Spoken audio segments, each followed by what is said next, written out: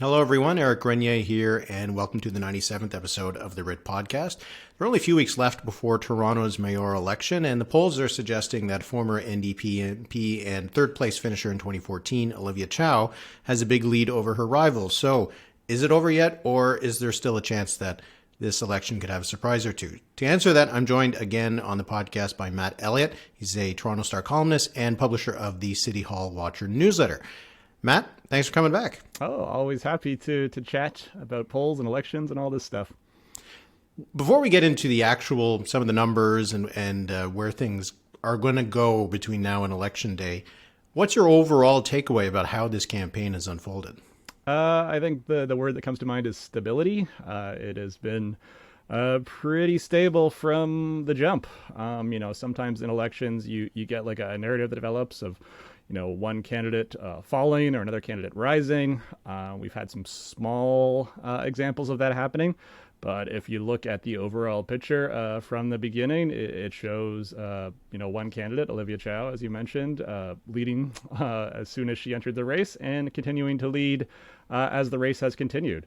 So it's been one of those campaigns where, stuff has happened, stuff has mattered, but in terms of the big picture, not a whole lot has changed it. Are Torontonians engaged in this election? I don't expect turnout to be particularly high when all is said and done. There is some question about whether it will be higher than the about 29%, I believe, from the fall. Some people are saying lower, some people are saying higher, but I don't think anybody is expecting that it'll be, some of the heights that we saw during the Rob Ford era, for example, when voter turnout was, significant. So I do think this is not a campaign that has captured the imaginations of people.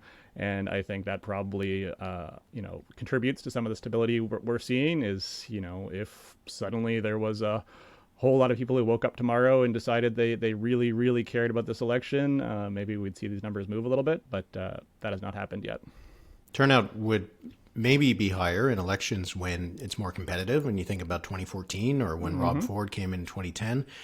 At the beginning, with so many candidates, it looked like this could be anyone could win a competitive race, but it doesn't seem like it is very competitive right now. So, yeah, it does make you wonder how turnout would be, especially when it's going to be June 26th, just the Monday before the long weekend for Canada Day. So, exactly. And I do know advanced polling opens tomorrow, runs for 5 or 6 days. I looked up the numbers on how people voted in advance in the fall, and it was about 14%. It's been about 16% in other elections before that.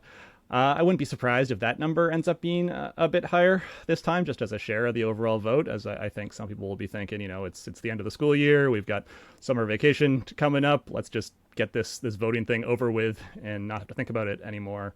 I've heard anecdotally from a lot of people who are looking forward to just getting their ballot in the ballot box and not having to think anymore about any of this stuff. I did get one question from a listener that I didn't know where to put in this order here, but just as a general one. So Torontonians might not be super engaged right now. It is a municipal election, and that's always a harder bar to cross in terms of getting people engaged. But if someone doesn't live in Toronto and is wondering what's going to happen here, does the choices that Torontonians make, whoever is going to go out and vote, does it have an impact? Does it mean anything for anybody who just lives outside the city borders or who lives in another province? I think, if you look at the population that commutes into Toronto every day, the pandemic has obviously changed things as far as commuting patterns go. There's been this move towards, hybrid work and work from home and all that stuff. But we're still seeing a situation where, thousands of people come into Toronto every day from the 905. So I think for those people especially, this election has some pretty significant implications in terms of, you talk about like the Gardiner Expressway, for example, the highway that runs along the waterfront here.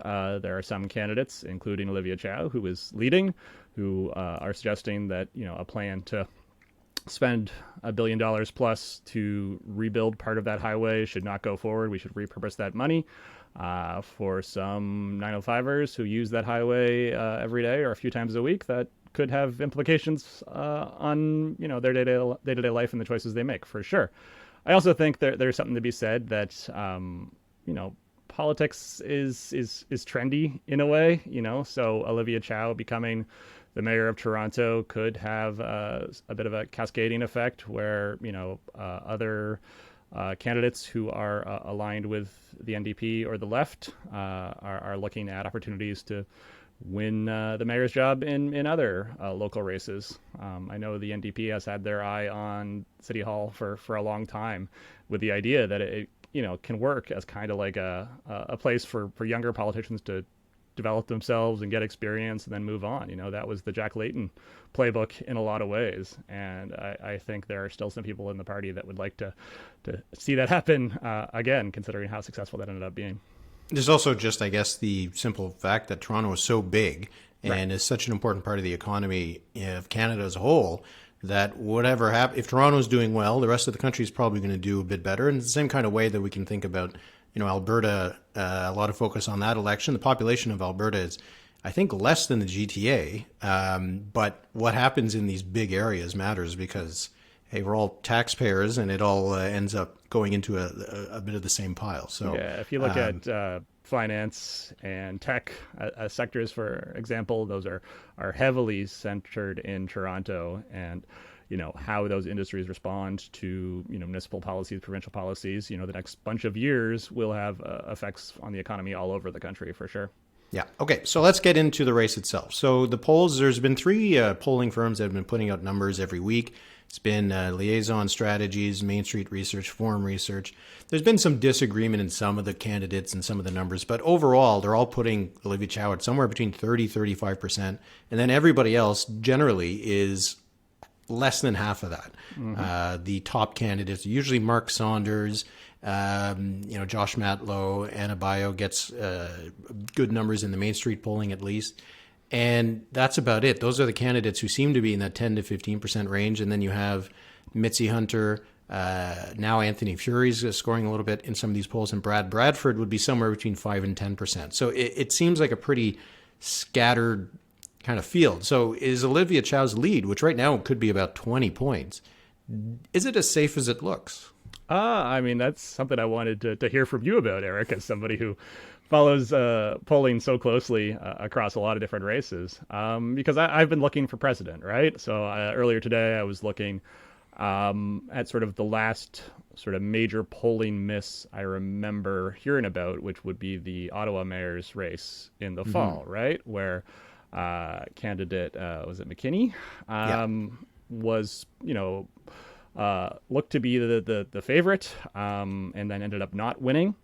But that seemed to me anyway to be a very different situation where the delta between the two leading candidates was nowhere near as large what we're seeing in Toronto. There was only one major pollster that I can see regularly polling that race. We have three in Toronto, which gives us the ability to make a pretty good average, and avoid any kind of, one pollster just having some error with the way they are conducting their sample.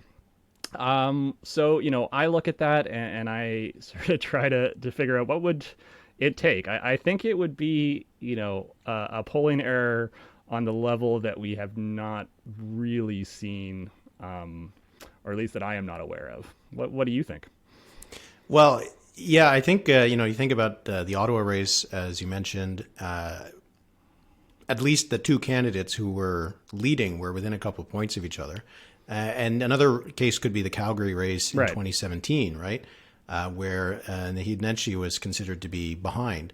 But one of the kind of common factors between those two races is that probably the better known candidate, Nenshi obviously being the incumbent and Mark Sutcliffe being kind of a public figure in Ottawa, they ended up winning. Whereas here, Olivia Chow is the known candidate. Her name recognition is so high. People already have an idea of who she is. It's hard to imagine that someone from the rest of the field would suddenly emerge as this candidate that everybody's going to vote for. So it is hard to imagine. It is hard to imagine that the polls could be off this wrong. So I guess the question instead is there anything that could see a candidate pick up the kind of support or Olivia Chow lose the kind of support that would need to happen over the next 3 weeks? Is there that kind of dynamic that's even in play? Can you even see that happening at this stage? I've been trying to think of what would shake up the race. I do think that what has not happened in Toronto is the emergence of, okay, we have Olivia Chow over here as sort of like the left candidate, and then everybody's going to congeal behind this opponent as the center right candidate, whatever you want to call it. There has not been that movement to say, okay, this is the alternative to Olivia Chow. So we have these polls where it's Olivia Chow in like that 35% range in the latest batch, and everybody else sort of fighting for scraps, close to single digits. And there's been a lot of noise down there, which I think is inevitable when we're talking about single digits to the low teens. People are jumping up and down a little bit, but none of it is really breaking through. So could there be like a mass movement where everyone decides, okay, this is the person. If we don't want Olivia Chow to be mayor, that we've got to get behind this candidate. I think that's what all of the non-Olivia Chow candidates are hoping happens, or at least a bunch of them. Things that could sort of prod that toward happening. John Tory is a bit of a wild card. From what I have heard, if he was to endorse somebody, it would be Anna Byelection. But I mean, he's also been seen with Brad Bradford, offering some advice, it looked like, over beer. But he's also said that he's just going to stay out of it and not issue a formal endorsement. I do wonder what the effect would be if, there was a big event where Tory came out on stage and stood beside a candidate and said, this is the person that I think Toronto should vote for to continue on the work that I was doing, because, the hypothetical polls that have included John Tory have shown that he still maintains a significant amount of popularity in the city, despite the whole, sex scandal thing that sort of came out of nowhere. So that, again, I don't know how much it moved the needle, but I think it would move the needle. And aside from that, I think it would take some, pretty significant news event. Something, I really don't want to get into hypotheticals, but, something that maybe sort of gets everybody thinking of law and order and or crime as the top issue. Could be something that could move this race. But again, they're the kind of things that you feel more confident saying could happen when you've got 6 weeks to go, when you have 3 weeks to go, and advanced voting starting tomorrow, or Thursday, I should say. So we're recording this on Wednesday. It really makes you rack your brain and think, what are the range of hypotheticals that are out there? From the debates, there's been a few of them. Do you see any kind of, alliance or packs of candidates who you could imagine get together? Because, again, one of the problems with this is that it's a divided field, but it's also an ideologically divided field. They don't all match up well, right? No. So have you seen that kind of dynamics play out in some of the debates and some of the attacks that each of the candidates have had against each other? I think, the obvious potential would be for some kind of alliance between Anna Byelection and Brad Bradford, both as sort of candidates that are looking to carry on the John Tory legacy.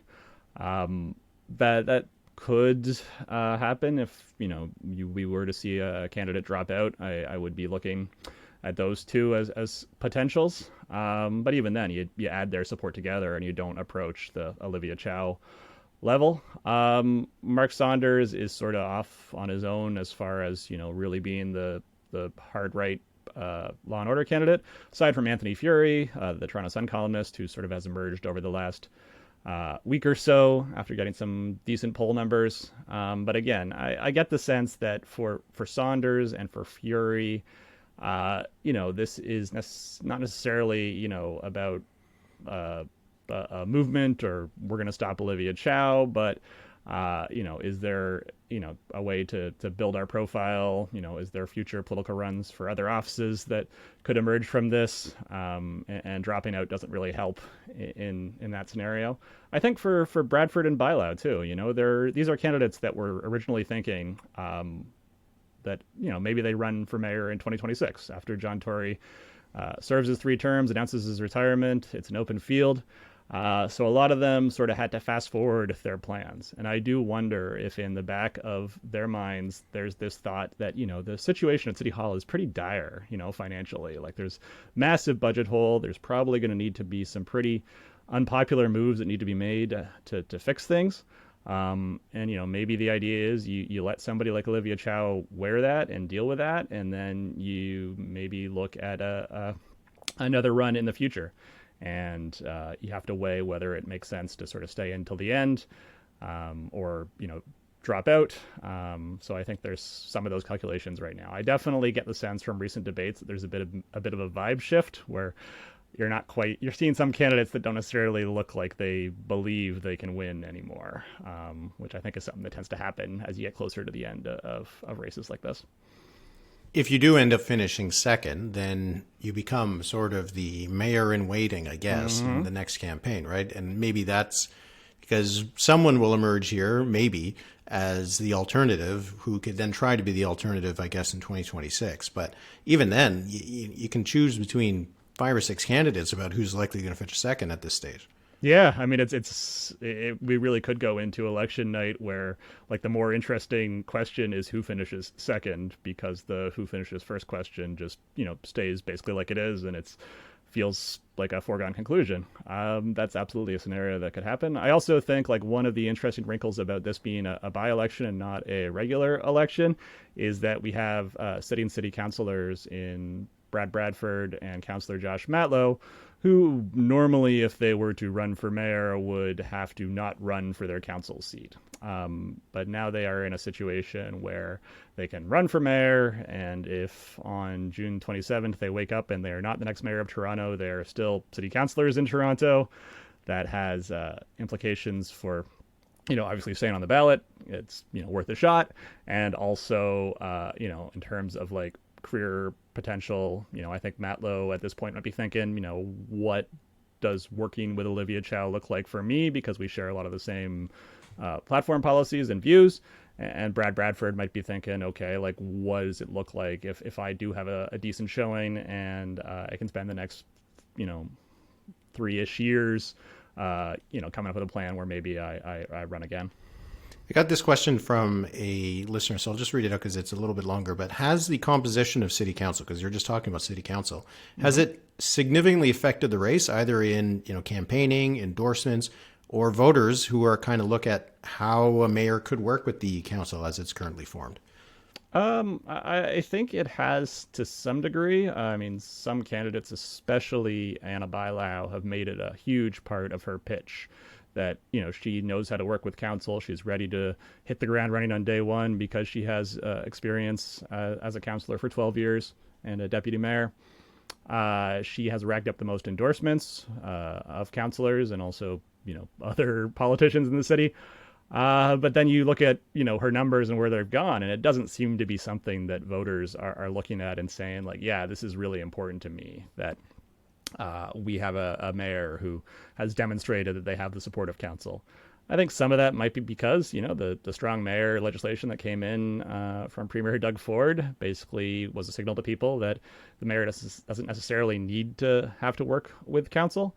But even before that, Rob Ford, when he was elected mayor in 2010, he almost made it like a point of pride or a benefit that he was an outsider who didn't get along with council and was going to shake things up. So I don't get the sense that it's something that voters are necessarily concerned about. I think even the Rob Ford experience, which, ended in a lot of scandal and sadness and tragedy and all that stuff, he was elected. He did not have a good working relationship with council before he was mayor, but once he became mayor, most councillors were willing to give him a shot and work with him. So I think that is the precedent people have to look at. Have you seen a lot of involvement from the provincial or federal parties, either in terms of staffing, organizers, that kind of thing, or direct support from some politicians at other levels of government? I think that the NDP machine, for lack of a better word, has really come and rallied around Olivia Chow, as you would expect. And I think that will play a pretty significant role in, her get out the vote effort, her ground game, so to speak. I don't think there's any concern that they'll be lacking in that capacity.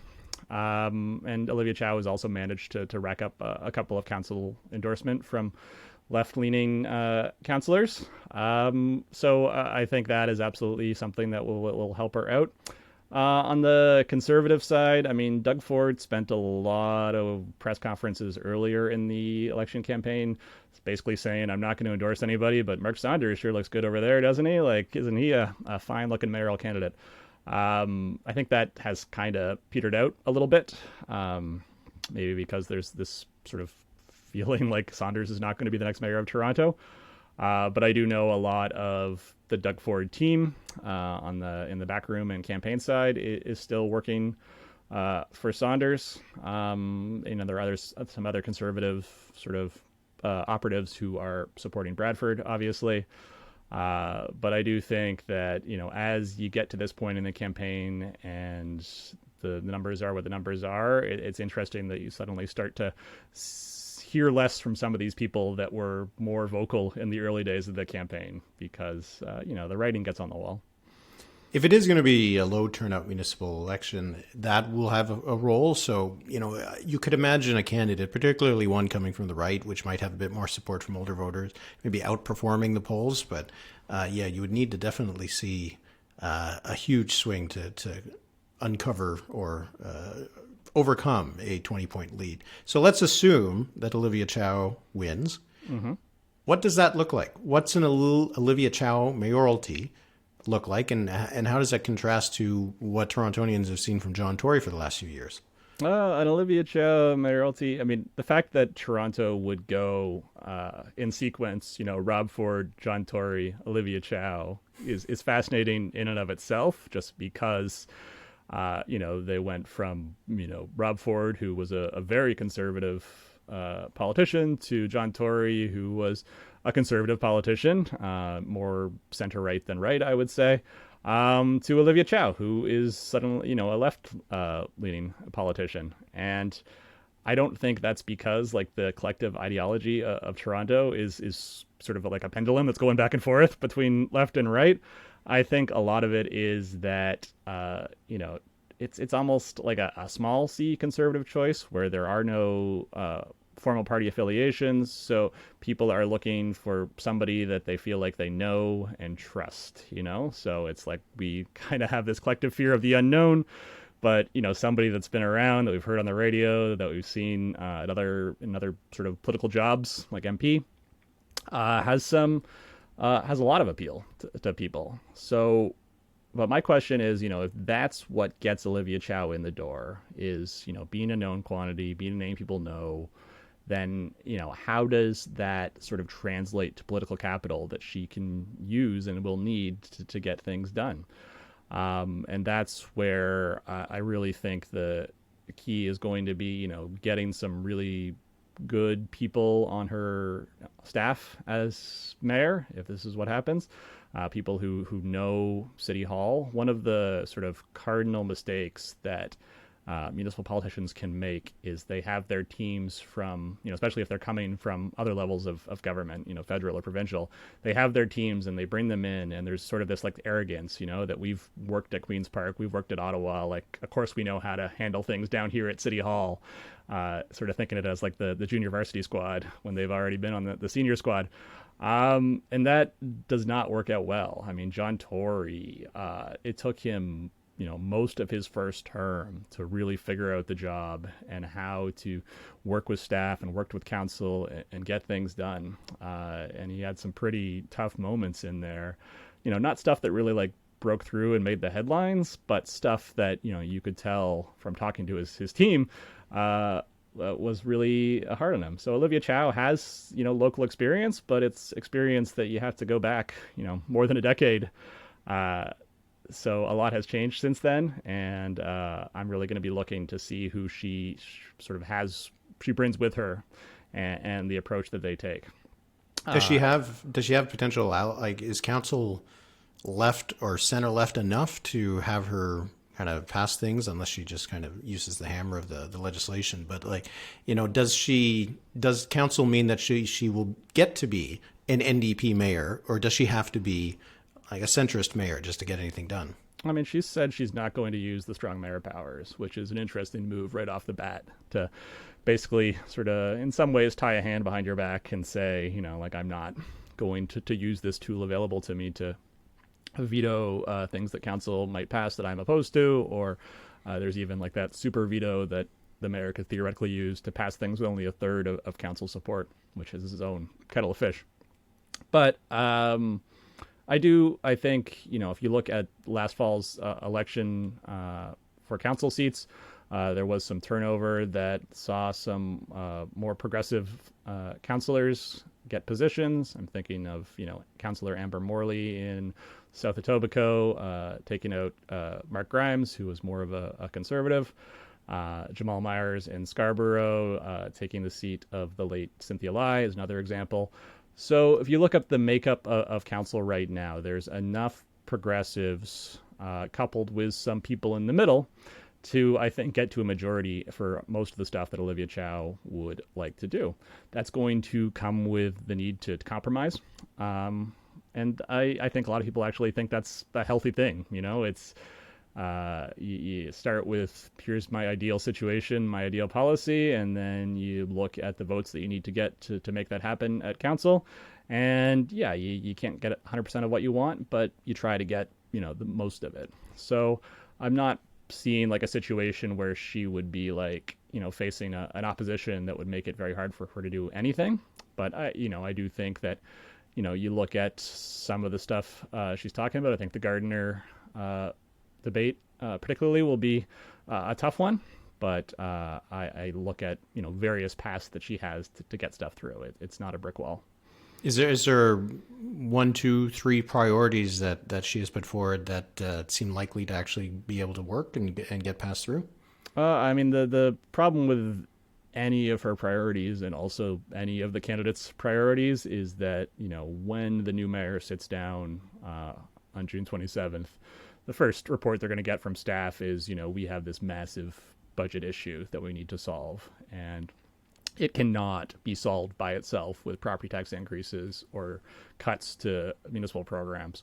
So her first stop is going to be, the office of Doug Ford, the office of Justin Trudeau, and, sitting down with them and talking about some kind of arrangement to handle this immediate budget deficit, and then also, what does it look like going forward? So getting that out of the way, and then you start to look at, some of the stuff she's talked about.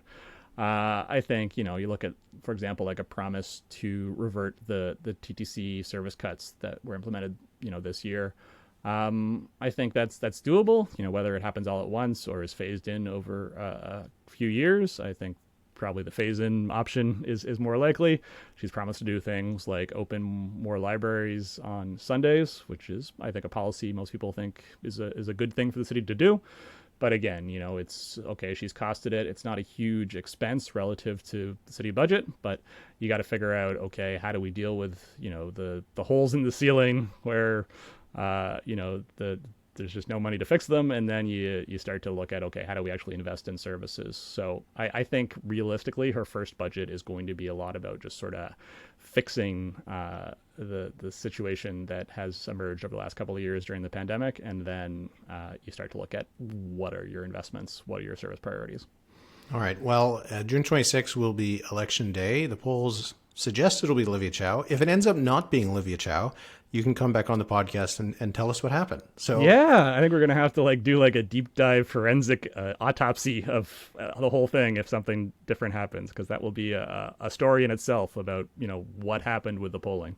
All right. Well, that sounds like a plan. So thanks so much, Matt. Thank you so much.